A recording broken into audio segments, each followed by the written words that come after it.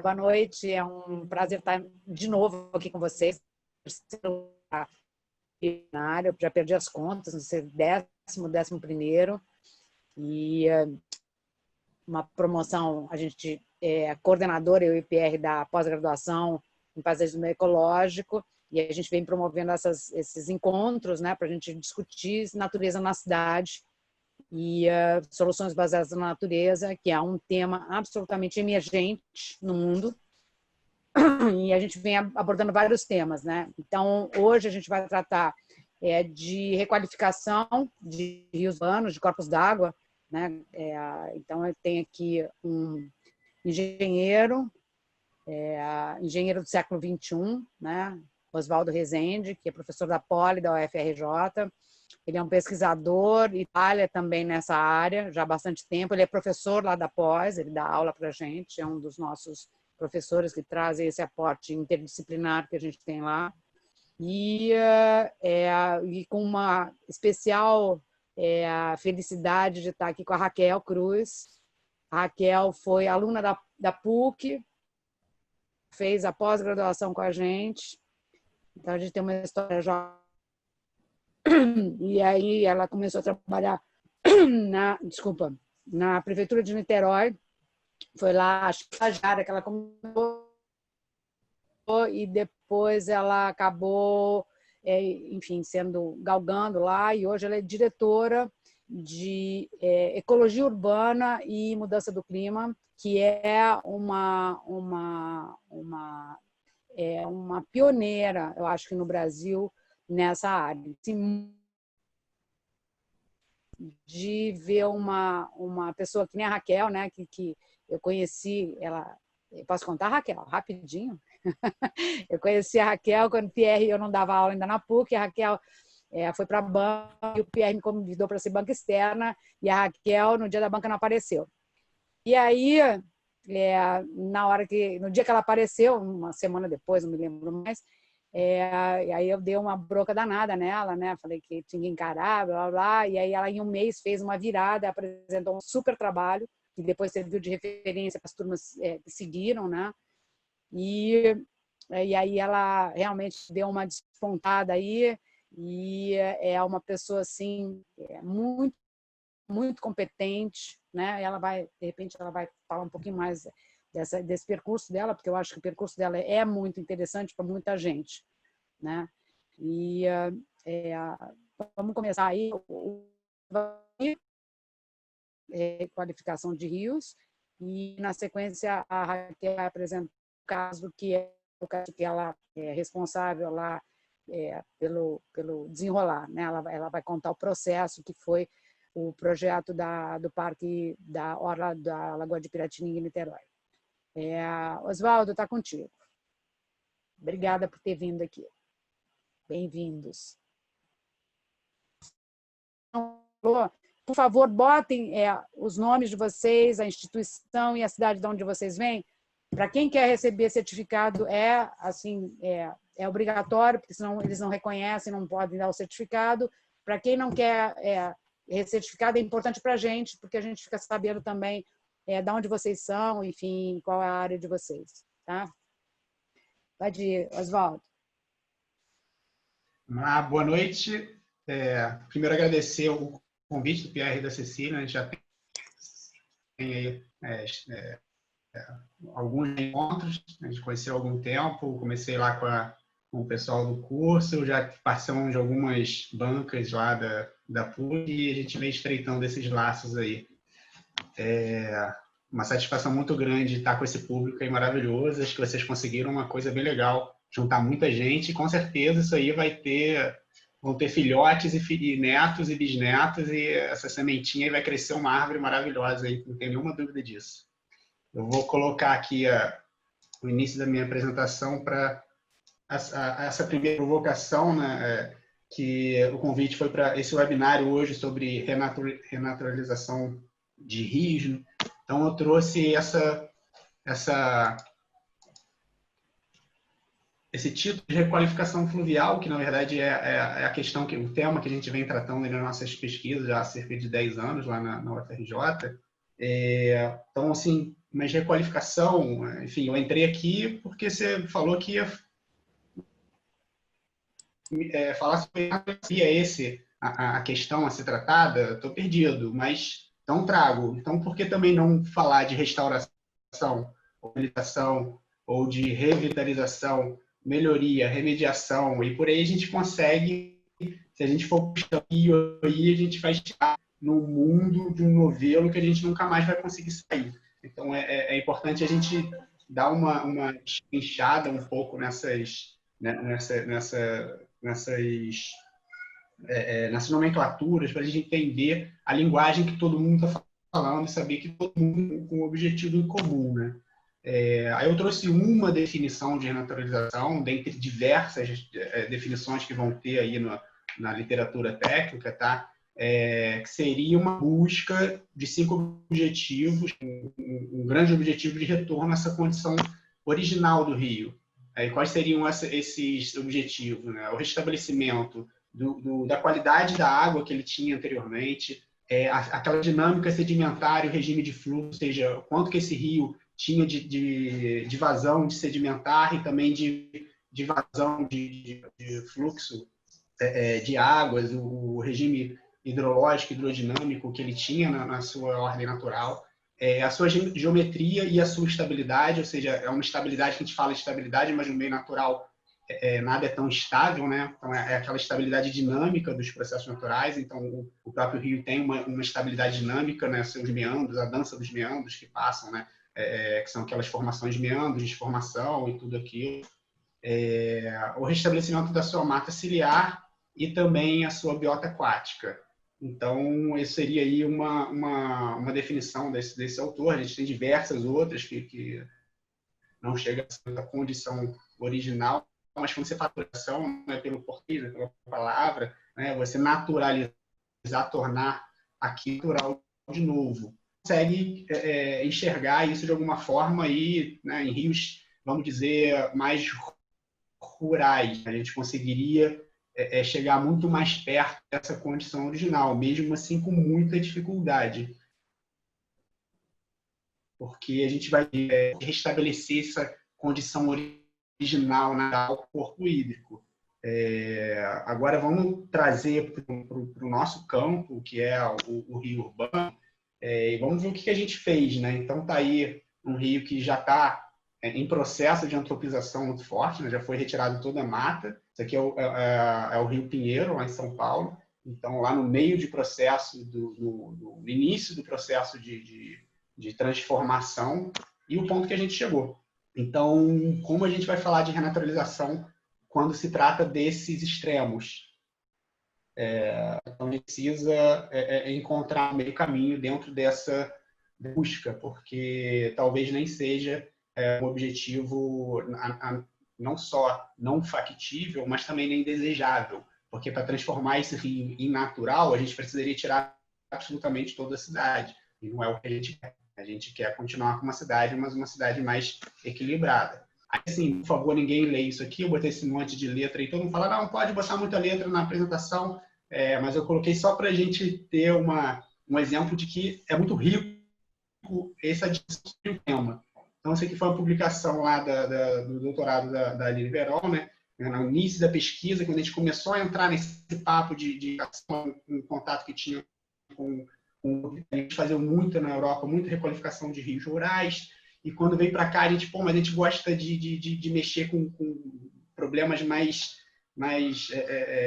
agudos, né? A gente gosta de cidade, a gente gosta de problemas de cidade, gosta de requalificação urbana, e a gente embarcou lá, junto com o pessoal do TIRF, né, que é o Centro Italiano de Requalificação Fluvial, para trazer todo aquele conhecimento que eles tinham para os urbanos. Então, a primeira coisa que a gente sentou e começou a discussão, que depois teve aí como resultado esse primeiro produto, que foi a tese da Aline, lá em 2013, foi uma discussão do que seria, o que a gente deveria recolher aqui só para mostrar, né, a quantidade de termo que a gente consegue encontrar. Aí a reabilitação, também tem um termo em inglês aí, né, grifado, a remediação, e cada um desses vai remeter, na verdade, a objetivos. Né? Qual que é o objetivo principal que você tem dentro desse tema, dentro dessa nomenclatura. Então, vamos lá, o tema recuperação, preservação, aí tinha mais coisa, eu nem peguei todas que estão lá na publicação. Vocês podem procurar lá pela tese de doutorado dela, vocês vão ver que tem mais ainda. Então, beleza, Oswaldo, para que você trouxe isso? Foi para piorar a discussão, né? A gente veio aqui para desenrolar. E você era 2, agora você me bota 10, tem cerca de 30 termos, 30 definições.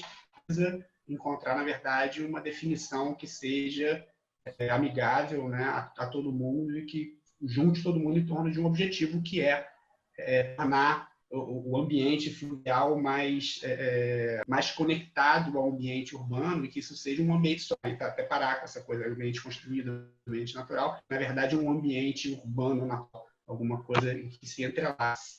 Então, está aqui uma imagem inédita, né? Vai ser publicada aí em breve, né? Com um livro que a gente está fazendo aí, um capítulo de uma publicação com a Cecília,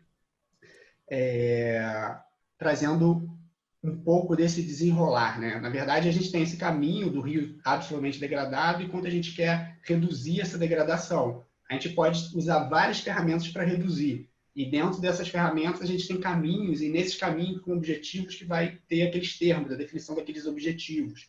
Então, você pode caminhar para a renaturalização com aquela definição, né, de tornar natural de novo, numa linha de objetivos. Como a gente sabe que é muito difícil, ainda mais se tratando de rios urbanos, que é a reabilitação. Ou seja, eu vou habilitar esse rio novamente para ele assumir melhores condições ambientais, né? De saúde ambiental. Mas a gente nem sabe qual é esse estado natural. Né? Como esse rio era antigamente? Eu não faço a mínima ideia, não tem registro, não tem foto. Ele foi tão degradado que eu não sei, que é impossível tornar ele natural. Então, a gente vai criar um novo ambiente, um ambiente que não existia na natureza, mas que ele é saudável, que ele tem poucos impactos, que ele é menos degradado, e que as funções da cidade e as funções ecológicas do meio ambiente, eles não se conflitam, mas eles convivem entre si. Né? Então, seria nesse caminho da remediação lá para uma criação. E requalificação fluvial está nesse bolo, ela pega todas essas coisas. Tá? Então, é um termo, né, que você buscando ali no entendimento é requalificar aquele ambiente. Então, a gente vai requalificar. Ele tinha uma qualificação, ele perdeu diversas qualificações quando foi degradado, agora a gente vai requalificar para que ele tenha aí as funções mínimas que a gente necessita, que encontre tantas demandas quanto as demandas urbanas. Então, vamos ver como que a gente chega lá. Então, para começar, o rio, pode dizer que ele é a síntese do território que ele se conecta.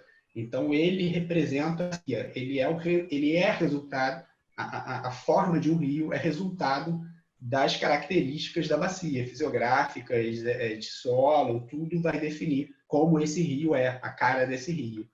Então, qualquer ação que seja realizada na bacia vai se refletir no corredor fluvial. Então, se a gente urbaniza a bacia, esse rio vai ter uma outra cara. Tá? Então, aqui que eu estou trazendo isso daqui, que muitas vezes você ficar tratando aquela ferida, porque você fica tratando a ferida, mas o agente da doença você não trata, né? Que é a cidade urbanizada.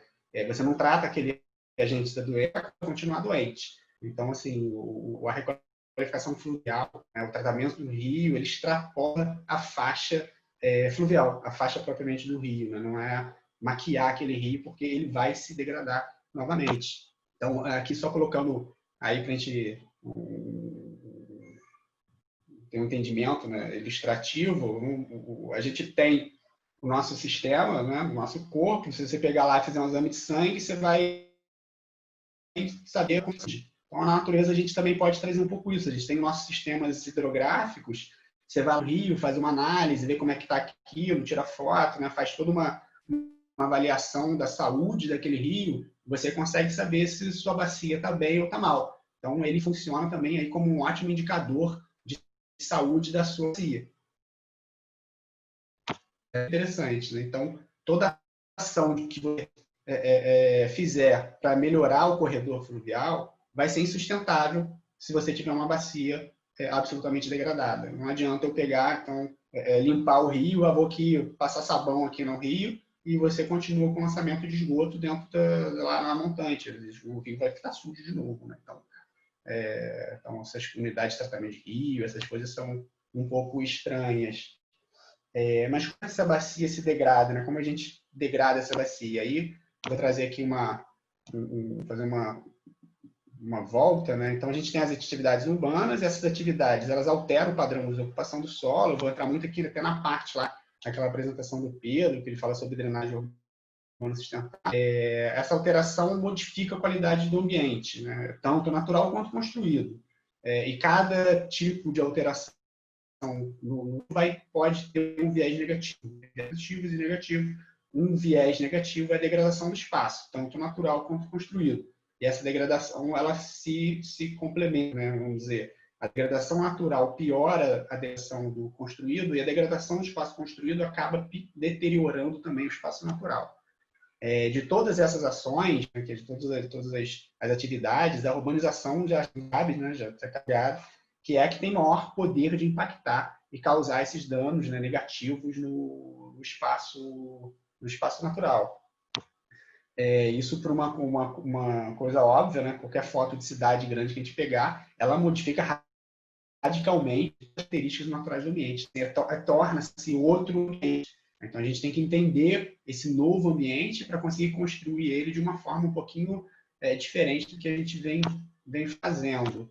Então, quando a gente vai avançando sobre esse ambiente natural, transformando, a gente tem cada vez mais demanda de recursos e eles se tornam cada vez mais escassos.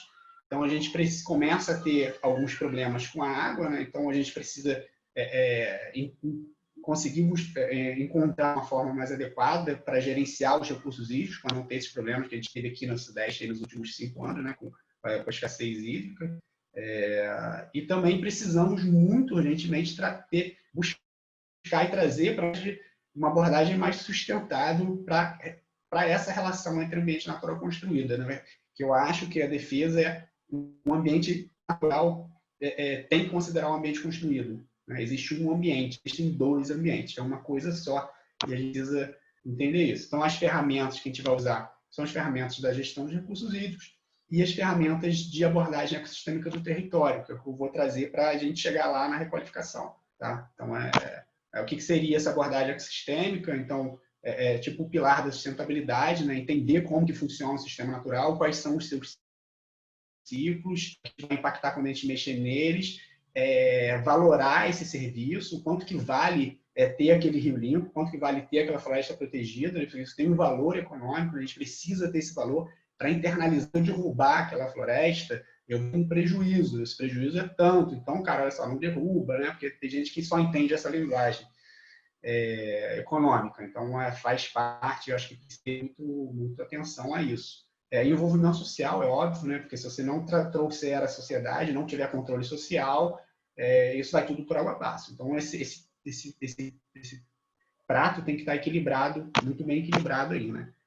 A abordagem ecossistêmica sobre esse território, a definição é esse tipo que você olha para aquele ambiente, ele não tem ainda uma exploração de uso, e eu tenho demandas de uso e ele pode me fornecer vários usos. Então, eu vou olhar se eu posso construir um aeroporto, ou eu posso fazer um condomínio, ou eu posso fazer uma reserva. Então, para cada uso que eu vou dar aquilo, ele vai ter uma resposta de impactos negativos. E eu consigo ir o aeroporto de qual tamanho? Para receber um Boeing ou um aeroporto para receber aviãozinho? Então, um condomínio de alto luxo ou é um condomínio pequenininho de casas? Então, cada um vai ter. Então, a gente entender qual que é aquele ambiente, até onde a gente consegue estressar esse ambiente para que ele não seja irreversivelmente degradado. Assim, a gente traz isso para o rio. E o rio, o ambiente fluvial, o ambiente aquático, ele tem que a gente chama de capacidade de autodepuração. Então, ele está estressado.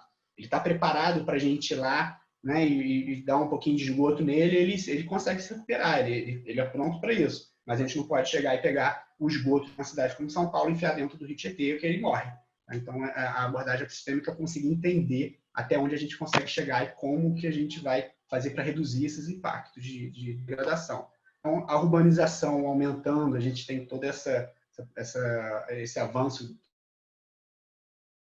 do ambiente natural, área secundária, isso tudo reduz a infiltração da água, a gente vai alterar todo o ciclo hidrológico, isso vai impactar lá na bacia, né, com o ciclo hidrológico, na quantidade da água, na qualidade da água e no valor ambiental dessa bacia. Então, a gente vai ter mais água na chuva, menos água nas épocas de estiagem, então a gente vai ter problema de cheia e problema de escassez hídrica. A gente vai ter uma pior qualidade, deterioração da qualidade da água, que vai impactar, quando você estiver cheia, você vai ter água poluída dentro da sua casa, e quando você tiver estiagem, você vai ter menos água disponível para beber, mais caro vai ser o seu tratamento, e você vai ter menos água para diluir o seu dejeto. E o valor ambiental é pela bacia, né? Um rio degradado, aquilo sujo, né? Aquele aspecto que traz uma desvalorização mobiliária, por exemplo. Tá? Então, tudo isso entra numa roda, essa roda vai girando e vai moendo, é um grande moedor que vão tendo impactos atrás de impactos, que no final das contas, o que a gente está fazendo quando se trata de água, que é a idiota que pode fazer, você tem um recurso que tem inúmeros usos, o que você vai fazer com esse recurso que você tem infinitos usos? Acho que eu vou carregar esgoto. Pô, mas você pode fazer centenas de coisas. Não, mas eu gosto de carregar esgoto. Então, eu vou só carregar esgoto. Eu acho que isso é uma opção muito ruim, né? Então imagina, mostrando assim, vou botar para diluir tinta no rio, ele não vai servir para outras coisas, né? A gente perde, você vai perdendo todas as oportunidades. Então, a gente tem que reverter essa lógica urgentemente. A gente já sabe, né, que quanto pior a qualidade, quanto mais degradado o ambiente fluvial, isso vai introduzir um maior custo de manutenção na própria rede e mais prejuízo para a cidade. Então, isso já foi entendido, a gente conseguiu compreender. Então, aí entra esse esforço da gente requalificar, né, as nossas bacias, os nossos rios, as nossas áreas naturais. A gente precisa de um esforço muito forte para rios urbanos, né? E como que a gente vai fazer isso? Aí, voltando lá na palestra do Pedro, ele já falou sobre isso, do manejo sustentável. Desculpa. 2 minutos. Tá. Do manejo da sustentável da água pluvial. E dentro dessa abordagem, pode voltar lá, né? Tem todas aquelas abordagens. A requalificação fluvial, ela permeia todas essas abordagens do manejo sustentável da água pluvial. Então, ela vai ter técnicas, ela vai se aproveitar de técnicas que estão aí difundidas aí nessas abordagens. Lembrando que o sistema de água pluvial ele tem uma centralidade muito importante na cidade, porque ele tem capacidade de impactar. Quando ele falha, ele acaba impactando na falha de quase todos os outros sistemas. Então, a gente defende uma adoção da água como eixo estruturante da gestão urbana. Então, a gente vai gerir pela estruturação, vai estruturar a cidade a partir do seu ciclo das águas urbanas. Tá? E aí, muito legal, volto também lá para o Pedro, a essa abordagem de cidade sensível, o WSUD, né? o Water Sensitive Urban Design. Pesquisa mais sobre isso, né? É uma inversão de lógica, em vez de você adaptar o sistema hídrico para a demanda da cidade, você vai adaptar as demandas da cidade da hidrológica, reduzindo esses impactos e aproveitando aquele potencial de uso que a gente tem da água. Então, a água como estruturante, a gente vai pegar o rio, vai reassumir sua significância. Ele define a identidade de um lugar, né? O bairro, você mora onde? Eu moro do lado do rio, né? Tem Pedro do Rio, tem não sei o quê. O indicador geográfico, né? Não, depois da curva, lá na Foz, ou aqui no encontro dos rios, né? E os provedores de serviços ambientais. Ele vai prover diversos serviços socioeconômicos ambientais. E quando a gente não serviço, a gente está com prejuízo desses impactos. Então, quais os objetivos que a gente tem que buscar nessa passagem, né? Então, a gente tem um rio hoje, absolutamente, a gente tem um rio natural lá no nosso diário, né? Que uma semana, aquele não dá para trazer essa cidade. A gente fundir essas duas ideias e ter a melhor configuração possível e outro. Aí é inserida a requalificação fluvial. Então, ela tem um atendimento a esses quatro grandes grupos, né, que é melhorar o ecossistema fluvial, melhorar a qualidade da água, recuperar a recuperação geomorfológica e reduzir o risco hidráulico de inundações. Então, você precisa buscar objetivos nesses 4 pontos para você dizer que você tem efetivamente um projeto de requalificação fluvial. Aí eu só coloquei aqui diversas atuações dentro da regulação fluvial, dentro de cada grupo desse. Então, eu vou fazer um projeto, eu vou pegar esses objetivos e vou enfiar dentro do meu projeto, na garantia que eu vou cumprir. A gente não vai conseguir renaturalizar o rio, mas a gente vai andar o máximo possível para a gente chegar lá. Tá? Então, a gente vai fazer aqui áreas de retenção de sedimento para reduzir risco hidráulico, vamos melhorar a qualidade da água botando uma estação de tratamento, vamos fazer não sei o quê. Então, aí você já vê que já extrapola, fazer um tratamento extrapolou a questão. Você vem aqui, vou fazer recoleção fluvial, vou fazer ali um espigão, fazer não sei o quê, botar grama, não é isso, né? Aí trouxe aqui lá que foi publicado na pesquisa também da Aline, ela pegou vários exemplos do mundo e classificou dentro da regulação fluvial para ver se eles abordavam isso tudo, né? Aí só para outra provocação, mais gosto de citar, né? Então, esse riozinho aí que era antigamente assim, em algum momento ele se tornou isso daqui, e com um projeto aí de requalificação urbana, que eu diria, ele se tornou isso aqui. Hoje é um grande aí, o ícone, né? Se você colocar, vai aparecer lá no Google como... mas se a gente olhar ele aqui, eu grifei aqui embaixo, ele está aí, né? Com esse nome impronunciável, Xangyangyangyangwang, né? Ele pega ali, dentro daqueles objetivos, o B, o C e o D, ou seja, ele está faltando alguma coisa. Dentro eles podem ter avançado nisso depois, o projeto original não tinha uma preocupação em melhorar a qualidade da água. Então, ele não queria retornar a biota, tudo isso mais. Mas ele faz vários avanços, óbvio, positivo, tá? Mas é só uma provocação para poder assim, não, ele não é assim, a requalificação dentro do conceito do que é um projeto de qualificação. Então, o objetivo a requalificação não se limita a esse conjunto de ações que a gente pode tomar dentro da faixa do fluvial, mas é todo o território que define o rio, ou seja, quem define o rio é a sua bacia hidrográfica, ele é a síntese dessa bacia. O assunto não se esgota, mas o tempo, né, esse sempre se insistindo a se apressar, então eu agradeço o tempo, desculpa por ter falado corrido, tomei aqui os 4 copos de café antes, mas eu estou meio nervoso mesmo assim. Vamos continuar aí, espero que tenha ficado dentro do tempo, eu não marquei tempo, não faço a mínima ideia de quanto tempo que eu falei, se eu falei 10, 30 ou 50. Mas estou disposto aí, vamos ouvir o que a Raquel tem para falar de prática aí. Muito obrigado, Oswaldo, muito bom. Foi até difícil achar um buraco para falar teu tempo. Você falou assim com o microfone para te dizer, mas foi ótimo, maravilhosa apresentação, muito obrigado. Raquel, por favor. E, Raquel, vê se tem aquela opção também de bloquear a pessoa para fazer grafite em cima da apresentação, para não acontecer de novo. Bom, boa noite a todos. Queria agradecer a oportunidade de trazer aqui um pouquinho desse trabalho. E, enquanto isso, vou compartilhando aqui, vou ver se eu consigo resolver aqui, tá, Pierre? Só um minutinho.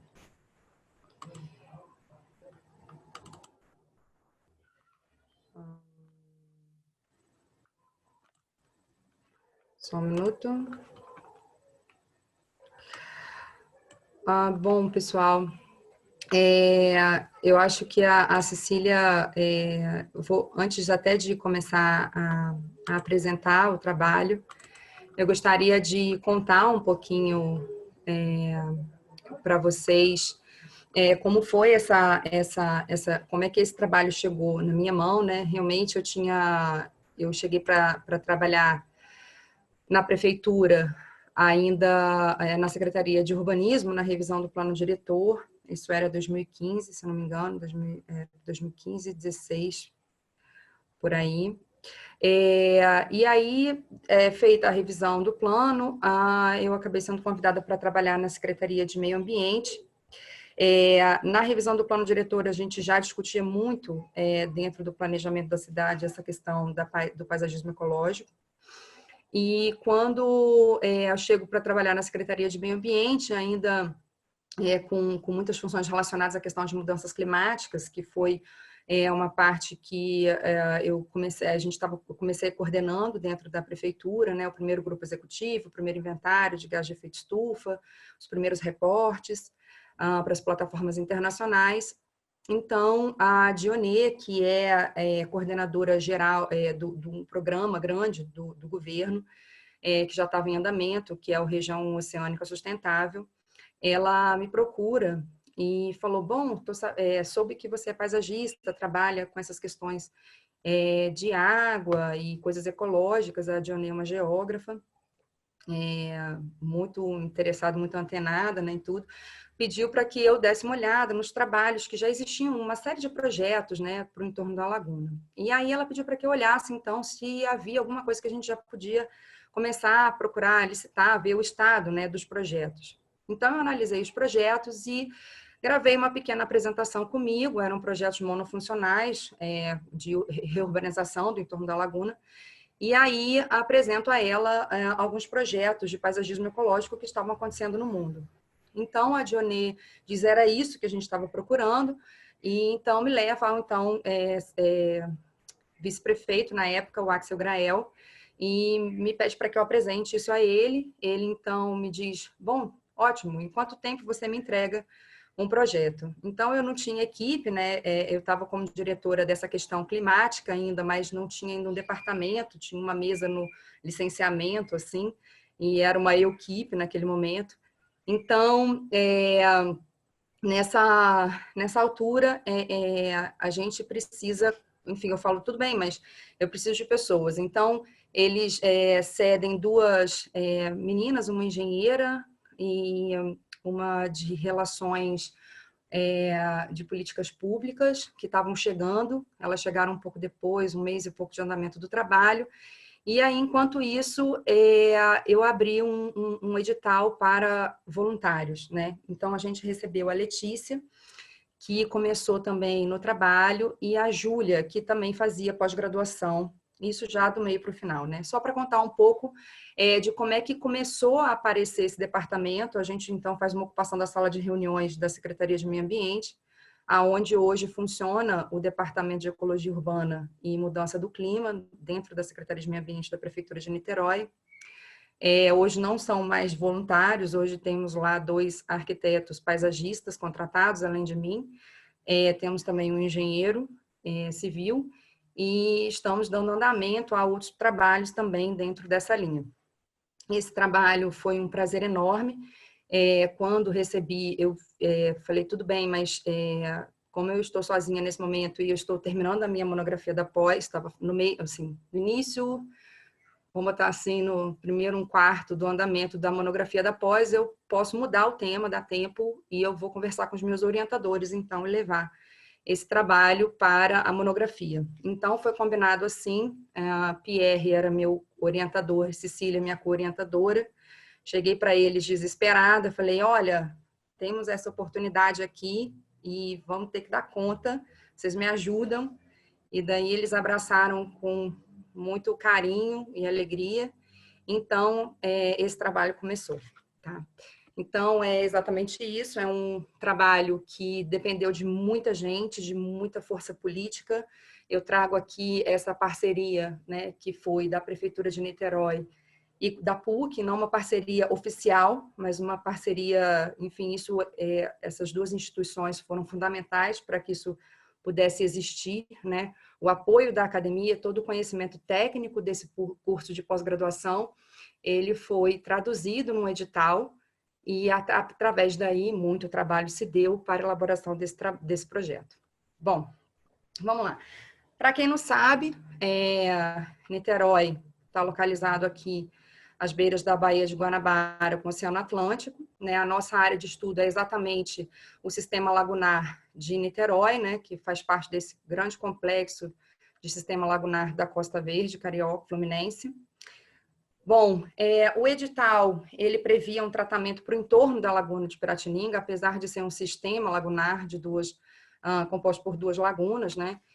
Mas era isso, e a gente tinha que se ater a isso. Já havia um financiamento, já havia uma coisa escrita. Então, como eu disse antes, é um projeto que faz parte de um grande programa, que é o Região Oceânica Sustentável, né? Se vocês quiserem mais informações, podem entrar no site. Lá tem todos os outros projetos também, informações, inclusive, do Parque Orla Piratininga. Bom, Um breve histórico para contextualizar, né? Ainda na década de 60, a gente tinha a chegada dos carros pelas barcas em Niterói, né? O que fazia com que a cidade se concentrasse próxima à Baía de Guanabara.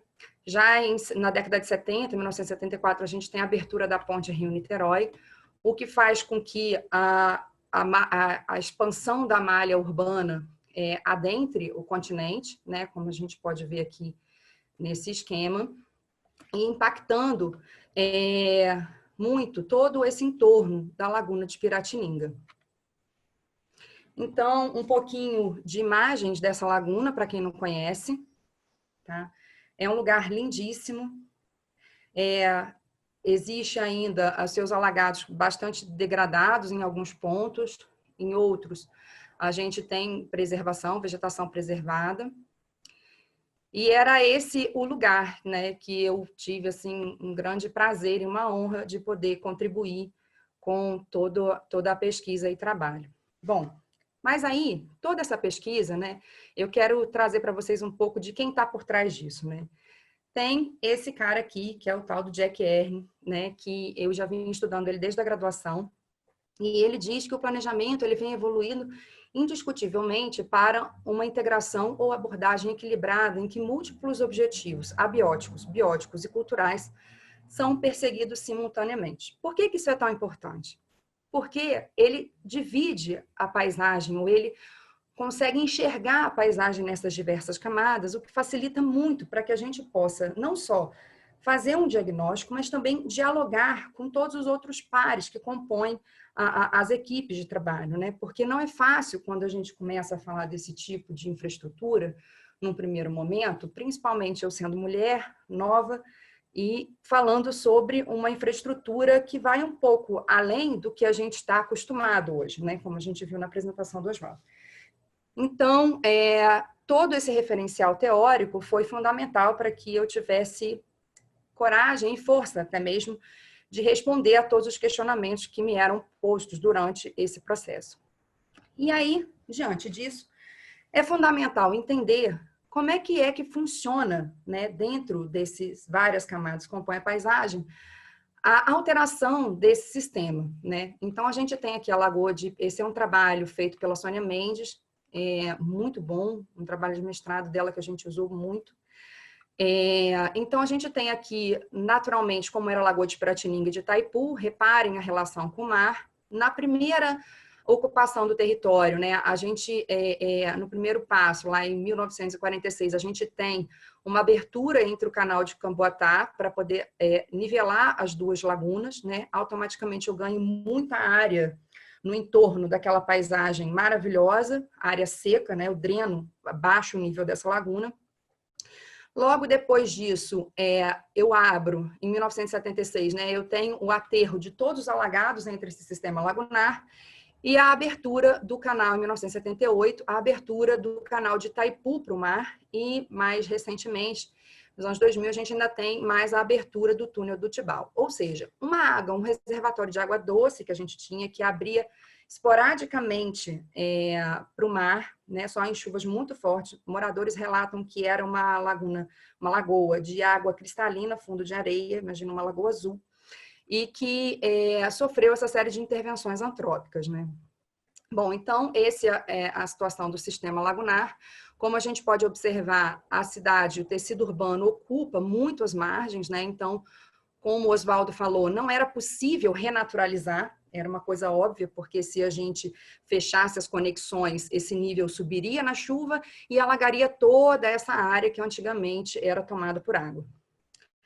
Então, essa é uma imagem desse canal de Camboatá, que conecta essas duas lagunas, né, para a gente ver a qualidade da água, imagina, nessa profundidade, sem nenhum remanso, sem nada, como é possível haver vida com a intenção de ser um canal, de ser um rio, né? E acaba funcionando como um grande vaso comunicante. Agora eu vou passar rapidamente essa questão do abiótico, então foi fundamental a gente entender toda a contribuição das bacias hidrográficas, quem eram elas, como que essa água chegava na lagoa, né?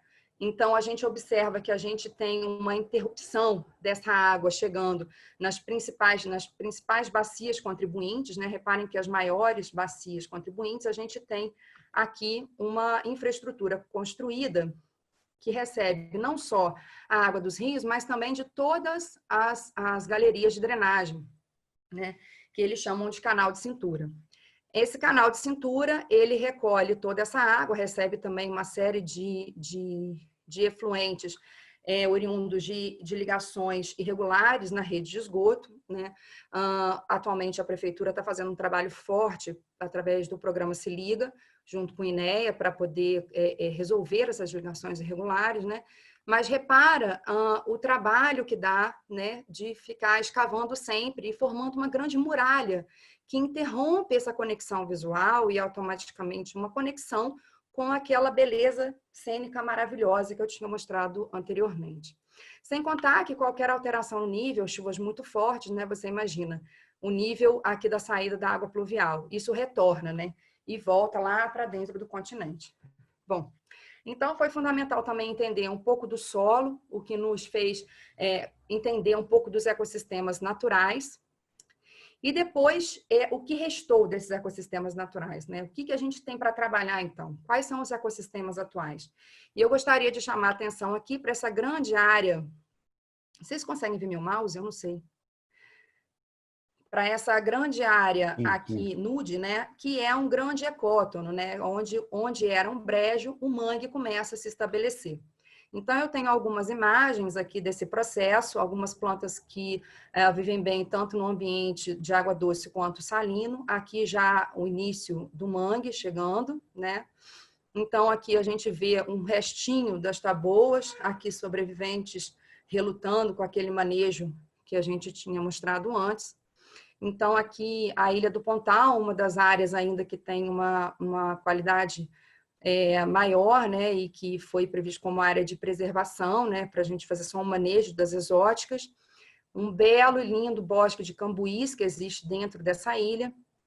Um pouquinho da restinga, a gente também repara várias exóticas, o estado dela é bem complicado. Aqui, essa foto para mostrar uma prática que é dos moradores de muito tempo, que eles têm uma prática de queimar a taboa, e aí depois a taboa renasce na área onde a gente tem uma menor concentração de salinização. Enfim, a arborização do entorno também, com bastante amendoeiras.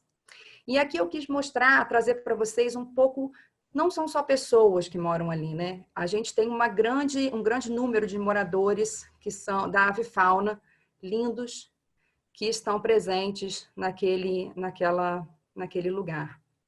E aí, uma das grandes preocupações tudo bem, o mangue chegou, não tem como conter o mangue, e como que vai funcionar isso? E os animais de água doce? E os animais que são originários daquele lugar? Será que todos têm tolerância à salinidade? Será que todos vão conseguir sobreviver ali?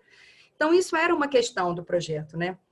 Então, a gente entra agora na camada do social, né? A gente passou pelo abiótico, pela toda a parte biótica de fauna e vegetação. Agora, a gente entra no tecido social, né? Entendendo toda a questão da mobilidade. A gente não teria estacionamentos, então a gente precisava contar com a rede de transporte público para tentar entender os principais acessos. A gente trabalhou muito junto com a equipe do Niterói de Bicicletas, entendendo as rotas de ciclovia para conciliar com o parque. Um levantamento das atividades econômicas, e uma que mais chamou a atenção é a pesca. Todos esses pontinhos azuis foram pontos de pescas que nós levantamos na nossa pesquisa, né, no nosso diagnóstico, visitando a área.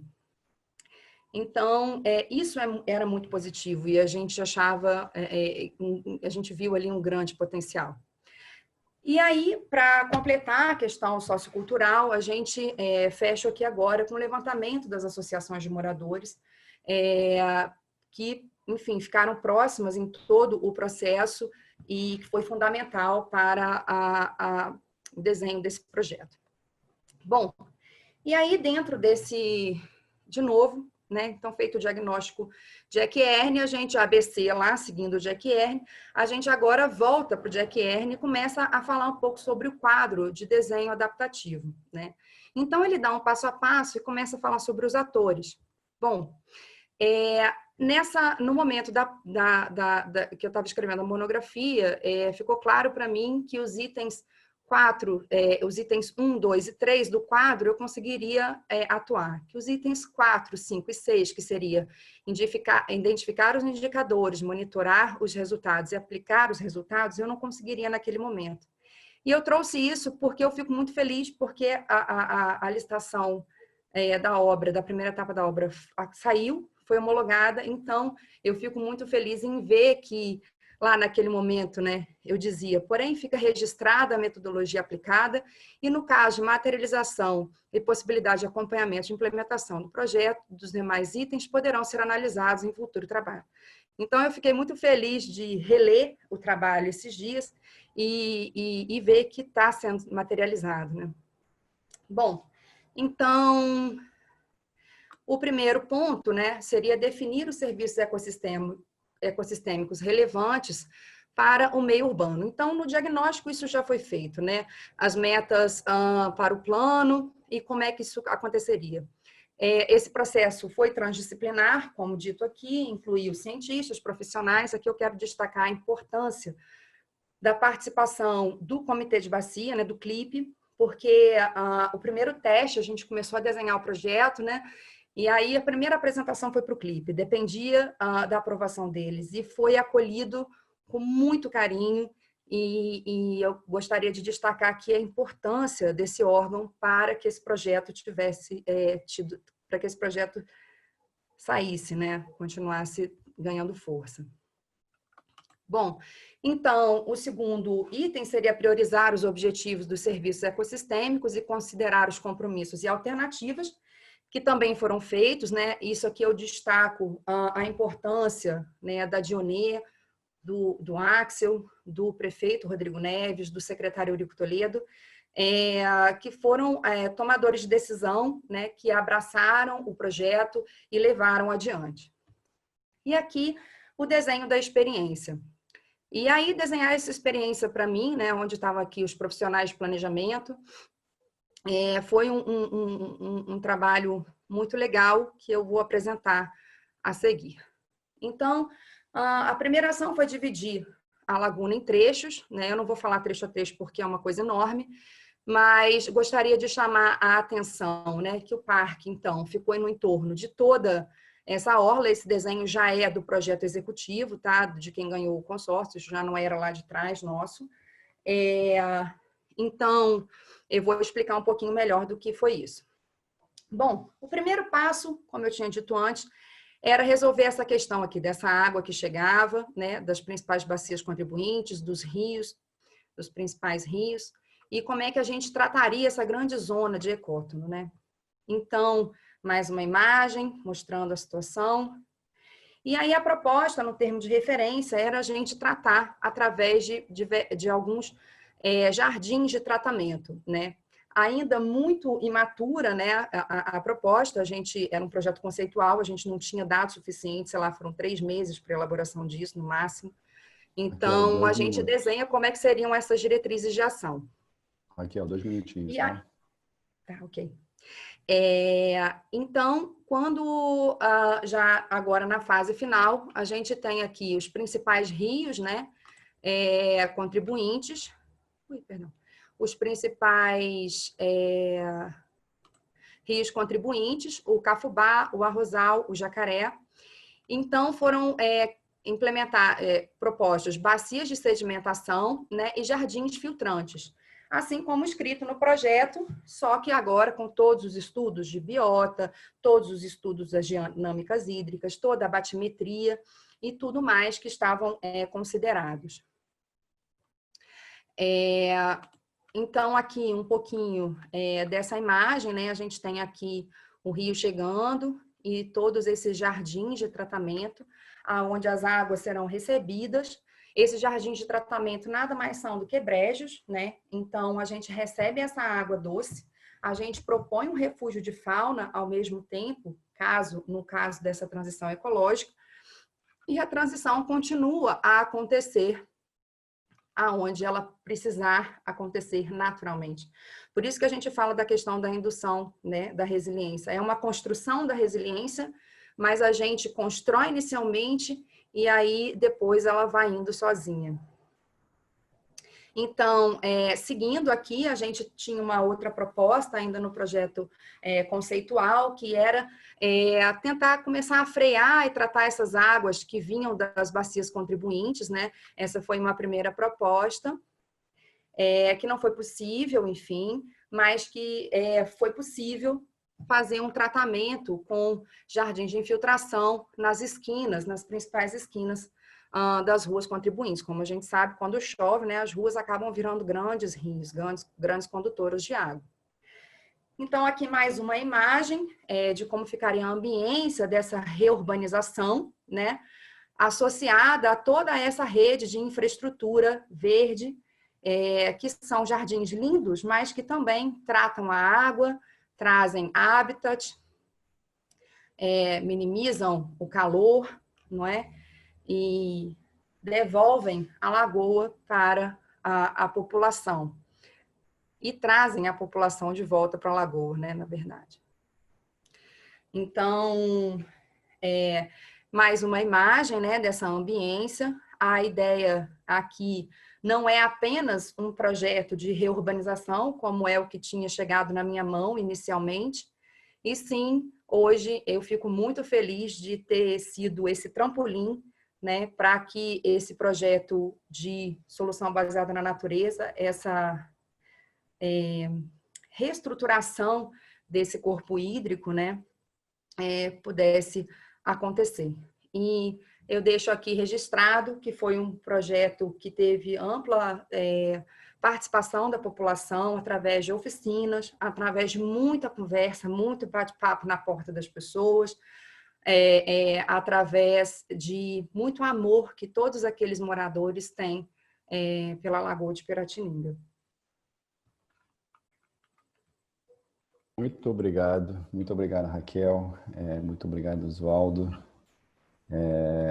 Vocês conseguiram fazer apresentações de 45 minutos e 15, né? Uma hora eu falei, caramba, acho que vão ficar roxos de tanto pouco respirar e sair falando aí, né? Muito bom, muita informação, tem muitas perguntas boas que estão acontecendo, né? Aqui no chat, e vocês podem ir colocando enquanto a gente vai estar fazendo essa primeira conversa após as apresentações, né? Mas eu acho muito interessante, né, o que o Oswaldo traz, né, que o rio, ele é o retrato do território. E o Jack Erne, ele fala exatamente a mesma coisa. Ele diz as águas é um pouco o sistema sanguíneo, né? Quando o sistema urinário, o sistema de líquidos do corpo. Quando você está doente, você vai lá, você faz um teste das suas urinas para ver o que tem dentro, e a partir daí a gente sabe o que você tem. Pode pegar as águas urbanas nossas, você vai saber exatamente quais são as doenças do território. Eu acho que isso aqui é muito rico, a gente entender e ressignificar a presença do rio, né? Então, essa metodologia que você traz do WSDU, né? que a gente faz a cidade adaptada à capacidade do rio e não adapta o rio à capacidade, né? À cidade, isso também tem a ver também com no conceito do Jack Erne, né, das cidades hidrocentradas, né, hidrofocadas, onde a água tem um papel principal. E o tema das águas é um tema super rico, a gente já teve 3 webinários sobre esse tema. Eu tenho a impressão que a gente vai poder ainda fazer muitos, porque cada tema sobre esse assunto, cada abordagem, ela se complementa e muito rica. Fiquei muito, muito feliz de ver a combinação de vocês dois aqui, de um super, assim, abre a cabeça, né? Porque nossa realidade é tão dura, é dura feito aqueles canais ali de concreto, né? E a gente tem a força da natureza para a gente, para reverter isso aqui. E a gente viu boas soluções aqui de como se fazer, como se pensar. Eu agradeço muito as falas de vocês, assim, eu fiquei muito tocado aqui. Muito obrigado mesmo. Obrigada aí pelas 2 excelentes apresentações que eu sabia que viriam, né? Porque eu conheço todo mundo que foi convidado, né, para trazer esse aporte para a gente, né, para compartilhar com um amplo público. Eu acho que é muito importante esse compartilhamento de conhecimentos, de experiências e de mostrar que não só possível, como é absolutamente necessário e urgente a gente ter uma mudança radical no nosso olhar da visão, né, que as pessoas têm dos rios nas cidades.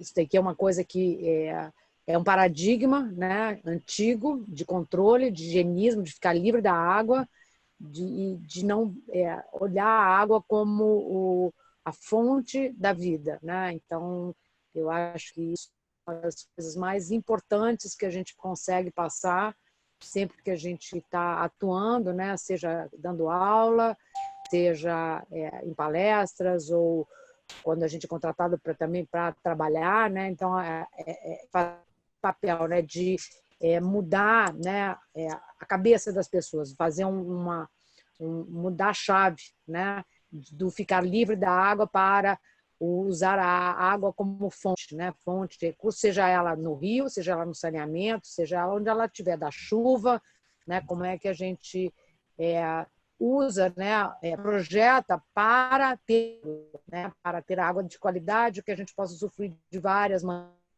Para isso a gente precisa de biodiversidade, então a gente começa a entrar naquele conceito do Jack Ahern, que é o conceito ABC, né, abióticos, bióticos e culturais, que são os humanos. Eu acho que a Aline Verol está entrando aqui, então vocês podem perguntar para a autora, que acabou de entrar aqui. Está todo mundo perguntando da tese acho que é a tese da Aline, né, que você estava citando, é dela? Né? Então, a Aline acabou de entrar, exatamente. A Aline acabou de entrar aqui, todo mundo querendo saber da tese dela, ela está aqui, ela pode digitar para vocês a referência. Então, eu acho que esse tema é urgente, emergencial, casado com o da biodiversidade, né? Porque não dá para pensar em água se não pensar em vegetação, né?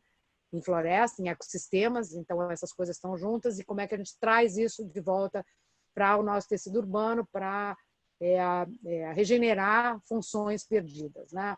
E trazer o tão utópica, né? Sustentabilidade, né? Que fica muito, mas se a gente não fizer uma regeneração dos processos em funções, isso não acontece.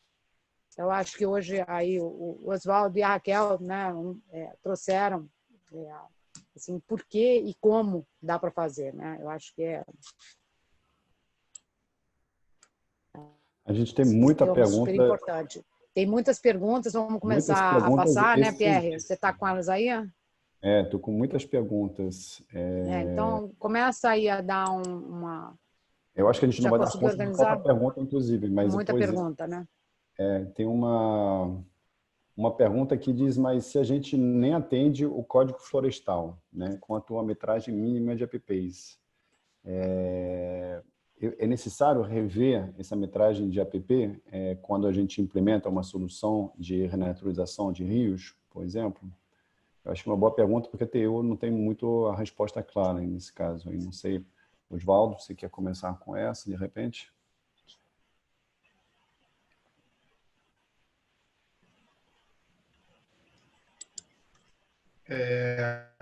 Trazer a questão do Código Florestal realmente é tornar bem complexa a discussão, porque, infelizmente, o Código Florestal ele tem essa definição das APPs, né, da faixa marginal de proteção dos rios, definindo mínimo de 30 metros, e não tem uma definição muito clara de como a gente vai trazer isso para a realidade urbana. Então, ele fala qualquer rio que exista, seja ele com água, sem água, você precisa definir no mínimo 30 metros de cada lado. Aí isso gera um conflito, que é o conflito da lei impossível de ser respeitada. Se você tem uma lei que é impossível de ser respeitada, você não vai respeitar nada. Então, eu acho que tem que ter uma discussão muito forte do rio urbano, né, e do rio rural, não só do rio florestal. Então, se é uma floresta, vai respeitar lá o Código Florestal. Agora, se entra numa área rural, numa área urbana, eu acho que deveria, sim, haver uma discussão mais aprofundada sobre como gerir essa faixa de proteção. Essa deve existir. Aqueles eventos da região serrana de 2011 mostrou assim, muito claramente o impacto, né, e a conta que a gente paga por não respeitar isso. Então, eu lembro que acho que o Ministério do Meio Ambiente fez um sobrevoo pós-desastre e colocou depois uma faixa, eu acho que não sei se foi INEA, a faixa de FMP em cima da faixa de destruição do rio, né? Então, foi a faixa mais afetada, né? Não que as outras não foram. Realmente o rio passou e falou assim, cara, vocês entenderam agora a FMP, né? Mas é óbvio, quando a gente vai chegar aqui no Rio Maracanã, assim, cadê a FMP do Rio Maracanã, né? Do Rio Joana, aqui do Rio Comprido? Assim. Então tem que haver uma discussão mais profunda nisso. É impossível. Para mim, o problema é esse, né? Criar que é impossível de respeitar.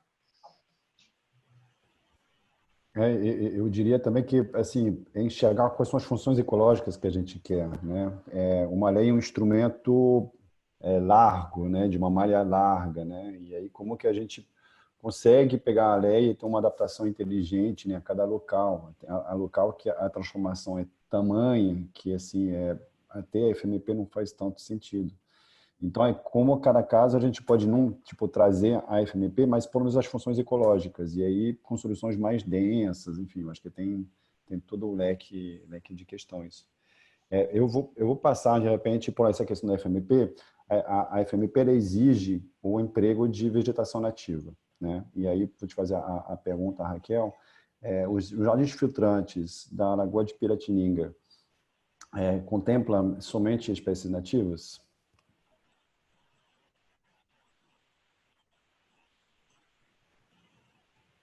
Raquel?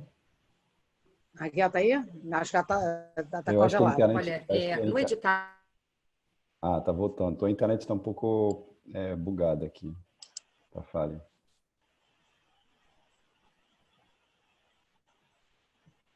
A gente não está te ouvindo.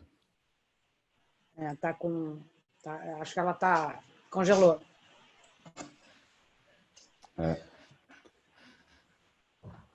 Bom, Bom, passa para uma outra. Espera ela voltar, ela caiu, deve voltar. Caiu mesmo. Bom, eu acho que eu posso responder, né? Porque eu conheço o projeto e sim, é tudo vegetação nativa, é obrigatório por lei, não existe outra alternativa a não ser a vegetação nativa. E a gente tem muita vegetação nativa que faz esse papel, né?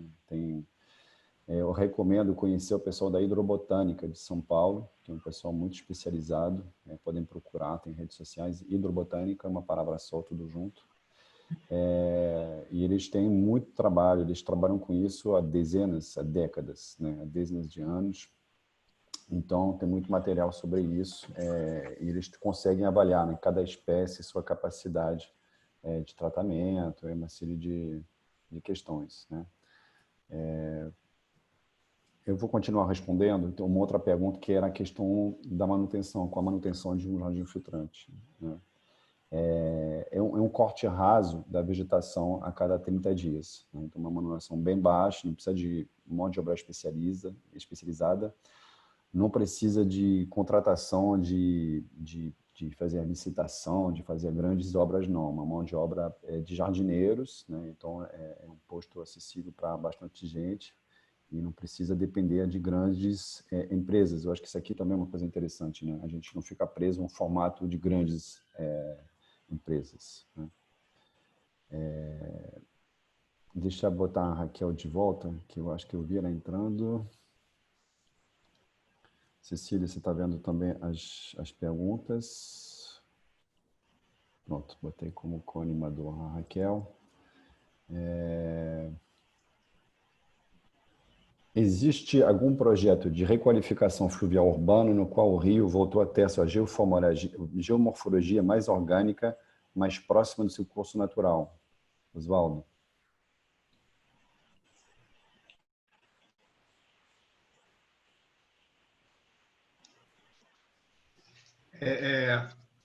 Mas o objetivo é caminhar mais próximo da geomorfologia natural. Para Rio Urbano, acho muito difícil conseguir fazer isso. Você acaba criando um novo ambiente. Muitas vezes esse ambiente natural é grampeado, né? Você vê ele ali super natural, mas na verdade ele por dentro ele é rígido, né? Você tem uma rigidez disfarçada, meio maquiada. Você faz muito isso, né? Tipo, nesses banhados construídos, né? Nas wetlands, né? As constructed wetlands. Você olha que ele é naturalzíssimo, mas se você olhar como foi feito aquilo, na verdade, tudo aquilo está meio grampeado, né? Você quer mimetizar os impactos positivos daquilo. Para quem quiser consultar assim, base de dados com experiência de recolectação fluvial, tem um site europeu que, se não me engano, é Restory. Bota no Google lá, Restory Rivers. Aí provavelmente vai ser dos primeiros ali. É uma base compilada de, sei lá, acho que já são, vou chutar, não sei se já chegou aos milhares de casos de tentativas sucedidas, bem-sucedidas ou não, de requalificação de rios na Europa e também fora da Europa. Então, tem nos Estados Unidos, Europa, tem, assim, eles vão montando uma base de dados. Então, é um sistema tipo um mapa que você abre, você vai lá, tem umas bolinhas, você vai entrando e vai vendo os projetos. É muito interessante. Ali você consegue ver a definição dos objetivos, até onde ele foi, se foi implantado, fotografias. Então, é muito rico. Para quem for buscar base de referência, eu sugeriria esse site aí. Muito bom isso, muito bom mesmo. É um atlas, né, de projetos. Legal, muito bom. Muito bom. Que nem o OPLA de Soluções Baseadas na Natureza, né, que é europeu, e tem os nossos casos brasileiros lá também, mas é legal saber que tem esse de rios, eu não sabia. Tem um projeto de naturalização que lá em Singapura, do Bishan Park. Você conhece esse projeto?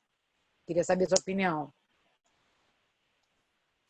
Desculpa, Cília, deu uma travada na hora que você falou. Um projeto de renaturalização de um parque que pega um canal, né, que estava como concretado, como todos os nossos canais urbanos aqui, e tinha um espaço grande, e aí é feito um projeto onde refeito os meandros e vira um grande parque espetacular. E aí eu queria saber em qual categoria entraria esse trabalho do Bishan Park.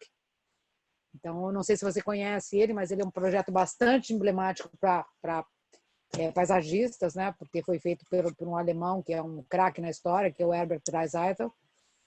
Eu queria saber o que você, como é que você categorizaria esse projeto, se você conhece. Não, infelizmente eu não conheço, Vou Cília, passar depois, então você me responde depois. Mas com aquele quadrozinho que tem as ações e tal, aquilo é uma boa ferramenta que dá para ir montando, né, vendo quais são os objetivos pretendidos e alcançados, consegue fazer ele encaixar dentro do conceito da requalificação, bem fácil. Tá, legal. Pierre, você está aí com a lista de perguntas? Prossiga. A Raquel que não conseguiu voltar, né? Caiu. Estou de volta. Ah, tá aí. A Raquel está conosco. Desculpa, não sei o que aconteceu, acho que eu apertei alguma coisa aqui que saiu tudo do ar. Respondi, mas não sei, foi respondida a pergunta? Acabei respondendo, Raquel. Obrigada. E uma pergunta: projetos pautados por soluções baseadas na natureza e infraestrutura verde são comumente, equivocadamente, vistos pelos gestores locais como problemáticos, devido, entre outros fatores, pela necessidade e custo de manutenção regular que geram. Como os gestores de Niterói avaliaram esse aspecto da implantação desse projeto? Bom, no caso da Laguna de Piratininga, a gente tem uma situação lá que não tinha, assim, vamos botar, não era uma situação só de ser infraestrutura verde ou não ser infraestrutura verde, né? Os gestores entenderam, claro que o vice-prefeito na época, o Axel, é engenheiro florestal, né? Então ele tem um pouco mais de conhecimento no assunto. A gente mostrou também que a questão da manutenção, na verdade, muitas vezes é muito mais fácil, né, do que uma infraestrutura subterrânea, por exemplo. Então, a questão dos jardins, a tecnologia utilizada, né, a metodologia utilizada, você, no máximo, você vai ter que ter jardineiros. Hoje, eles têm lá uma máquina que você tem um custo altíssimo de manutenção dessa máquina o tempo inteiro. Você tem que ter pessoal fazendo a limpeza, você tem um problema grande de mau cheiro, de vetores, enfim, e que, na verdade, você poderia, por exemplo, capacitar essas pessoas para serem jardineiros, que é um trabalho muito mais legal. Então, todas essas questões foram discutidas, né? E foram entendidas com muita tranquilidade, assim, né? Eu não sei como isso porque deixa claro também um processo, né? Eu fiz parte do projeto até a concepção e finalização do projeto conceitual. A partir daí, o projeto caminhou para dentro da UGP, que é uma outra secretaria, né, um outro órgão municipal. Foi feita a licitação por lá. E todo o acompanhamento do projeto executivo, eu soube, assim, sabia mais ou menos o que estava acontecendo, mas eu não fiz parte completa de todo esse trabalho. O Pierre, através da MBA, foi uma das empresas que participou da licitação, né, que montou o consórcio. Eu acho que talvez o Pierre também possa trazer um pouco de como é que foi esse processo ao longo do projeto executivo, né, porque isso ainda era antes da licitação. Eu não sei como é que isso ficou depois. É engraçado que eu estava falando exatamente o que você falou enquanto você estava fora da sala, né? Que a gente sai, quando falando de manutenção de infraestrutura verde, de equipamentos baseados na natureza, a gente sai daquele contrato de manutenção que envolve maquinários pesados, envolve empresas, envolve uma série de coisas. Você consegue até formar uma população local, e aí é uma ideia de cruzar com a geração de emprego verde em Niterói, né, que parte desses empregos verdes que estão dentro do plano, o plano da prefeitura, serem alocados justamente para a educação ambiental, para poder ter pessoas fazendo guia durante o fim de semana e poder ter pessoas fazendo manutenção, né, que você pegar qualquer pessoa e transformar em jardineiro. É muito fácil e muito bom. É um emprego muito gratificante, assim. Então, a gente delineou qual quantidade de mão de obra necessária para poder fazer a manutenção, porque é fundamental. A gente cansa de ver aqui obras, eu não estou falando isso de paisagismo, não, estou falando de obras até mesmo de edifícios, que não tem mínimo cálculo de como é a operação desses equipamentos. E aí, quem fez o tema de referência é um grupo, quem acompanhou, fiscalizou o projeto é outro, e quem vai operar é outro. E aí não tem diálogo entre todo mundo, nem capacidade econômica para fazer essas coisas, né?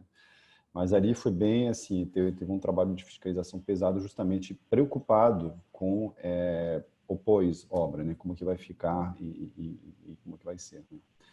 Né? Então, resumindo, eu diria que é isso, né? Tinha uma outra pergunta sobre as hortas, né? Se vai ter horta, mas o problema é que a gente está numa faixa mais de proteção, né? E aí tinha um conflito ali que a gente não quis criar, porque tem legislação ambiental que não permite ter horta no local, né? Então a gente não podia colocar isso no projeto. Mas acredito que depois, se isso acontecer num uso, em algum lugar, assim, num outro contexto, eu acho que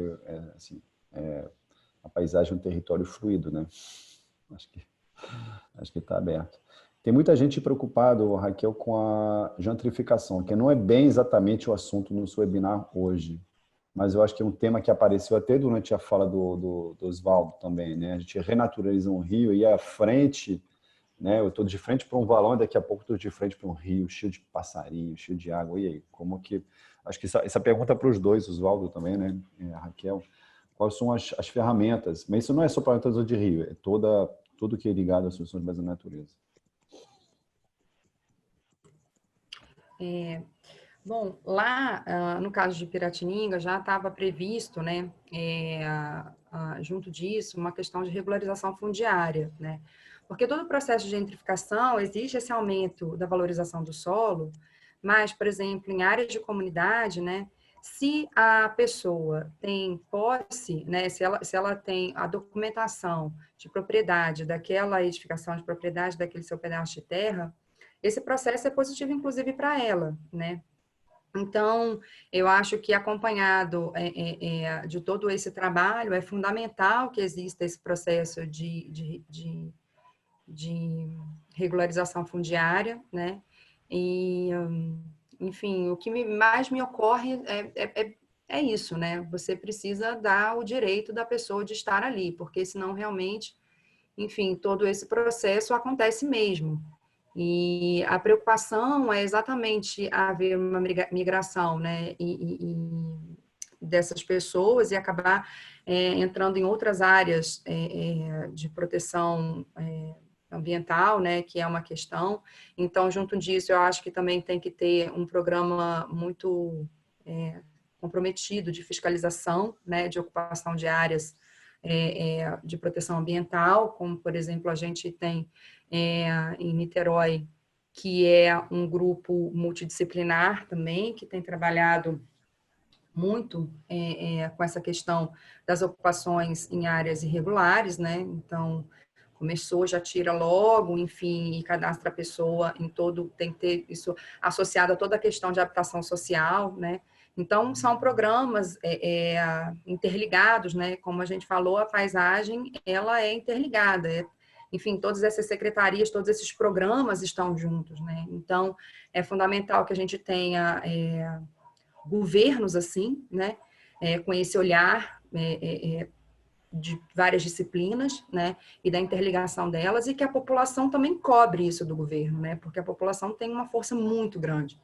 Então, eu acho que é mais ou menos por aí, mas é um processo real, assim, realmente, bom, ao meu ver, acontece, né.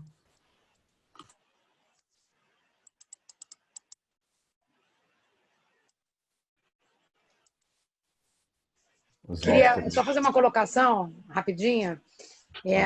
Quando falaram na questão do custo da manutenção, né? Eu acho que quando se faz um orçamento e uma escolha para um determinado projeto, tem que se considerar, eu acho que os projetos que a gente tem aqui no Brasil são caríssimos, porque aquele projeto do Cheonggyecheon lá de Seul, ele incluindo o museu, conexão de esgoto para levar para tratamento, que corria ali embaixo daquele viaduto, né, onde tinha o córrego que estava entubado. Ele custou 350 milhões de dólares. Está aqui num livro de Harvard, né, que tem esse custo. E na época eu fiz uma conversão quando eu estive lá e era próximo da discussão da Cidade da Música, lá, Cidade das Artes, e na Barra da Tijuca, que quando era praticamente o mesmo valor, né, de se construir aquele transatlântico gigantesco encalhado no meio da Barra da Tijuca, que até hoje é um elefante branco, né, ou se fazer um trabalho de uma extensão de quase 6 quilômetros, que equivale a sair da Ceilândia, Rio Branco, entrar na Presidente Vargas, Francisco Bicalho e desaguar na Baía de Guanabara, né? Então, de uma riqueza aquele trabalho de requalificação do Cheonggyecheon, incrível. Eu conheci o chefe da equipe, que era um ecólogo, né? E que, inclusive, tem todos os... Isso aí está sendo monitorado até hoje. Foram introduzidas centenas de espécies nativas, né? E de vegetação terrestre, aquática, também fauna aquática, e eles estão monitorando, então teve um aumento gigantesco, porque o parque tem várias seções, são 3 seções distintas, que é mais naturalizado, mais mineralizado, até chegar numa área bem mais natural. Então, ele mudou completamente e oferece serviços ecossistêmicos incalculáveis, né? Porque evita as inundações, reduziu as ilhas de calor, a poluição do ar, sonora, das águas. Então, assim, tem que colocar isso tudo dentro do pacote do custo, né? Do longo prazo, não é só a questão da manutenção, até porque os viadutos são velhos, por isso que na Coreia eles estão demolindo. 40, 50 anos depois tem que fazer alguma coisa com eles, ou paga para restaurar ou demole.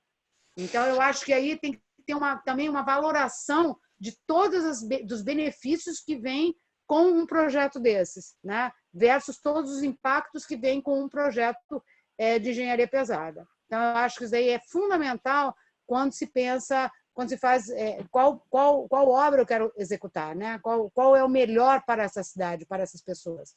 Então, eu acho que não é assim, só o custo da manutenção que tem que entrar na conta, né? Quais são os benefícios que isso daí vai trazer versus os impactos que uma obra de engenharia causa.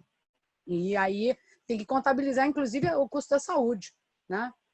No estresse das pessoas, enfim. Eu acho que é uma virada de paradigma mesmo no olhar para que projetos queremos essa cidade, né? Que cidade será essa? E acho que a pandemia está trazendo essa discussão hoje com muito mais celeridade em vários países do mundo. Gostaria muito que a gente estivesse nessa mesma sintonia, né?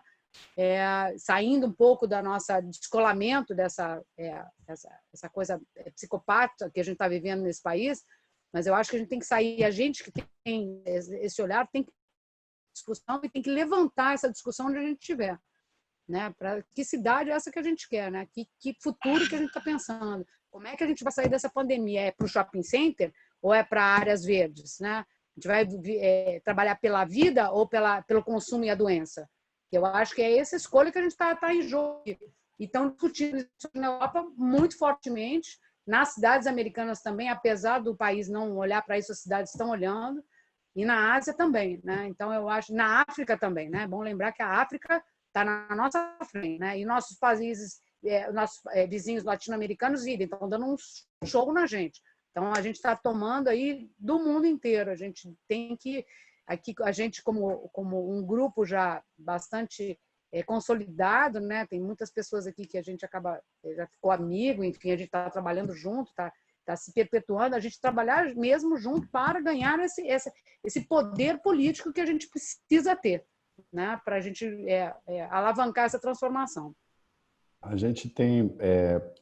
vou confessar que o Parque Orla Piratinga está monopolizando as perguntas. A gente tem isso aqui.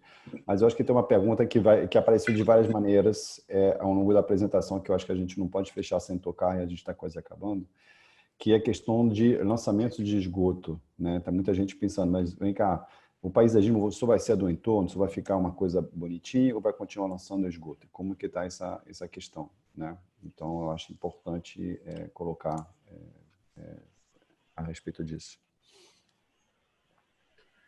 Posso falar? Junto com toda a questão... Bom, vamos lá. Todas as bacias contribuintes, né? A gente está fazendo um trabalho, nós, prefeitura, junto com o INEA, estamos fazendo um trabalho que chama o programa Se Liga.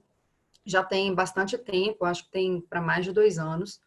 Que qualquer dúvida, vocês podem entrar no site da Secretaria de Meio Ambiente, depois eu posso deixar aqui para mais informações, mas o programa Se Liga, ele vai batendo de porta em porta, junto com técnicos da Prefeitura e do INEA, para conferir se a pessoa está com a ligação direto na rede de esgoto ou se ela está com uma ligação irregular à rede pluvial, né?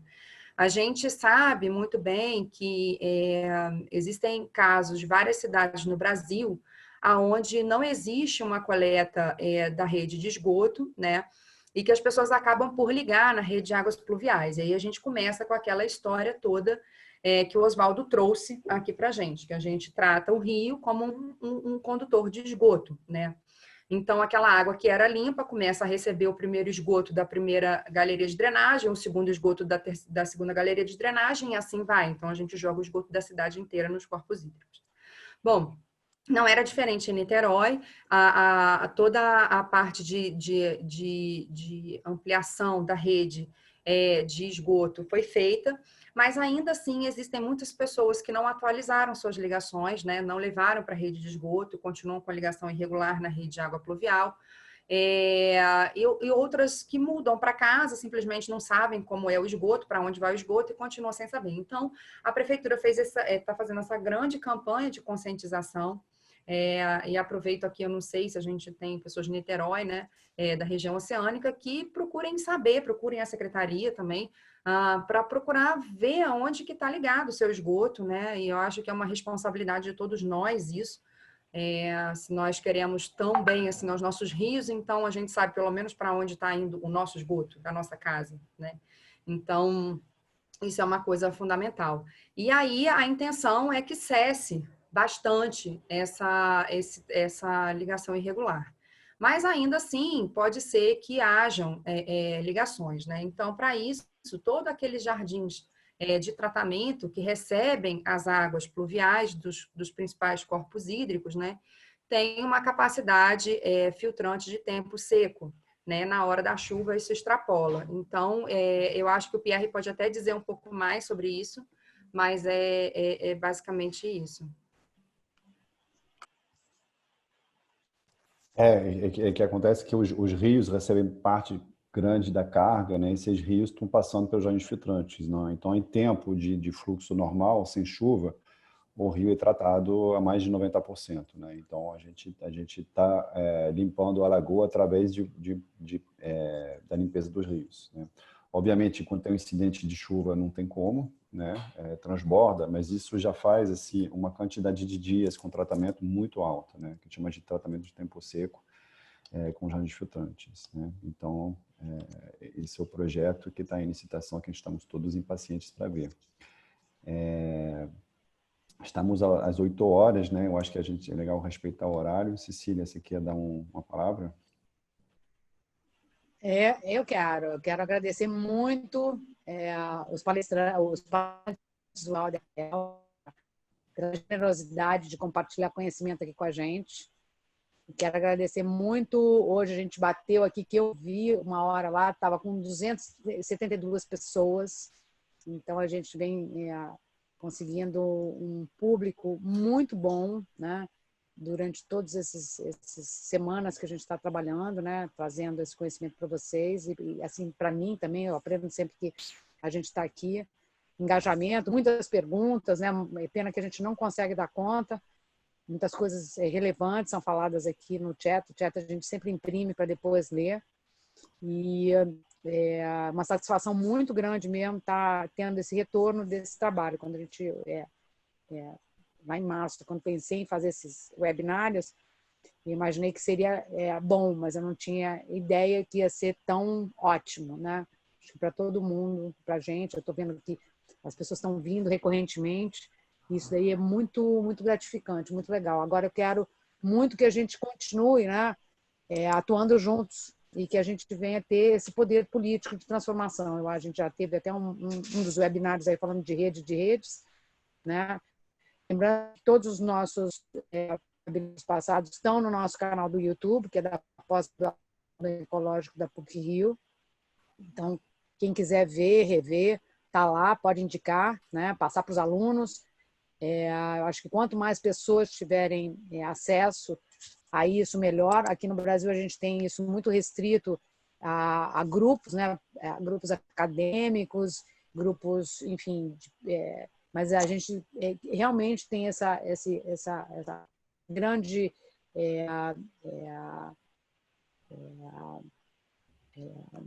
assim, drive, né? Essa orientação para disseminar o máximo possível, né? Democratizar o conhecimento, levar isso para todos os rincões do Brasil, de fora, porque a gente está tendo gente de fora do Brasil, recentemente nos nossos webinários também, de maneira que a gente possa, de alguma maneira, realmente construir para a construção de um outro mundo, né? Nenhum outro mundo melhor, porque eu acho que eu sempre falo que o pessoal da minha geração e da geração dos meus filhos, né, estragou o mundo, o planeta, para a geração das minhas netas. Então, eu acho que eu estou aqui meio que pagando um pouco, né, fazendo quase missionária, há muitos anos já, fazendo essa pesquisa, né, trabalhando nisso e buscando compartilhar, né? Eu acho que tudo que eu aprendo, eu fico assim super afim com o máximo de pessoas possível, fazer com que cada pessoa aí se torne uma semente também, né? Germine, floresça e dê muitas sementes, né? Então, muito obrigada por estar aqui. Eu fico sempre super feliz, né? Nesses momentos, eu acho que nesse momento tão complexo que a gente está vivendo de pandemia, enfim, de desafios cotidianos, esse dia, quarta-feira, para mim é um dia assim de alegria, né? Estar aqui com vocês, eu fico muito satisfeita, super feliz em estar com mais gente super legal, né? De ter gente sempre aqui compartilhando, também generosos, compartilhando conhecimento. Estar aqui com o Pierre, né? Meu parceiro aí de muitos anos já também. E, Pierre, vamos falar da semana que vem, porque semana que vem tem mais. Vamos fazer o seguinte, eu acho que é legal o Oswaldo se despedir, depois a Raquel, e eu fecho falando da Você semana. fecha falando? Tá bom. Ok. Oswaldo, por favor. Bom, pessoal, agradecer aí a participação de todo mundo, de novo o convite aí do professor Pierre e da professora Cecília. É sempre um prazer estar com eles, é sempre muito bom, muito frutífero. E legal ver essa coisa do crescimento, né, da rede, que teve até uma palestra para trás, falou sobre rede, né? Acho muito interessante ver qual o potencial da rede. E eu acho que a luta ela tem que ser em rede, porque a gente não pode perder mais, a gente já está perdendo muito. Eu acho que as batalhas estão sendo vencidas pelo outro lado e está na hora da gente fortalecer as nossas batalhas, porque a gente não pode perder essa guerra de jeito nenhum.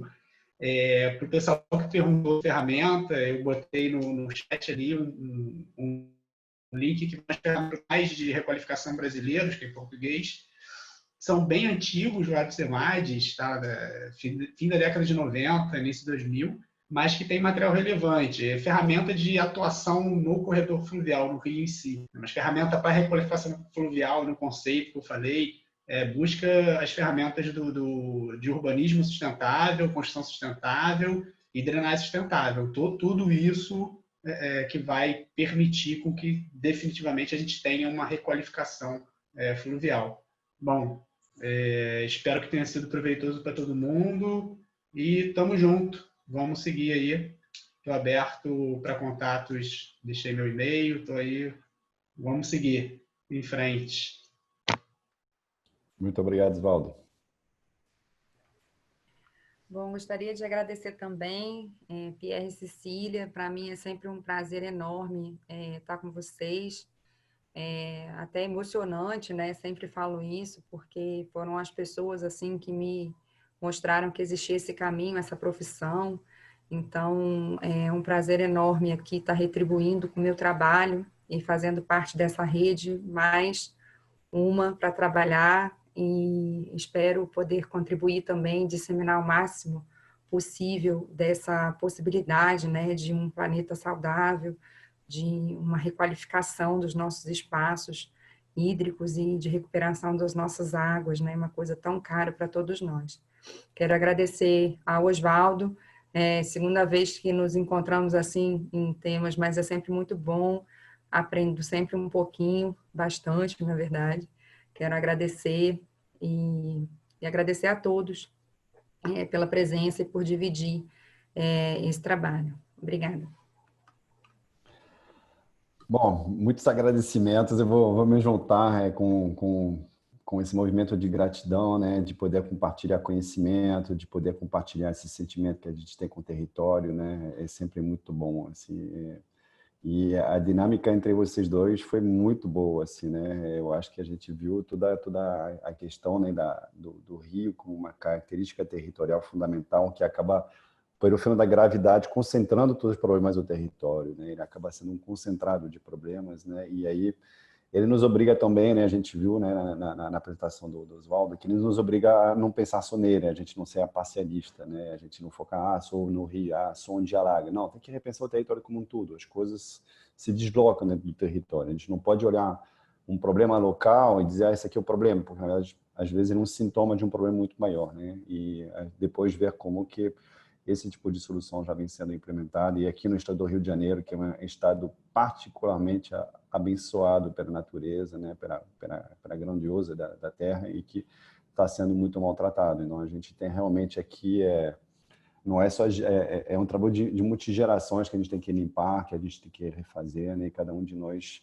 está fazendo um pouquinho aqui, compartilhando ideias e participando aqui. Então, muito obrigado a cada um de vocês que está assistindo, que está participando, que está colocando as perguntas, que está colocando perguntas de muita qualidade, né? Muito obrigado a todos que estão acompanhando. Semana que vem a gente vai falar de uma outra escala, mas que tem a ver, porque é tudo interligado, né?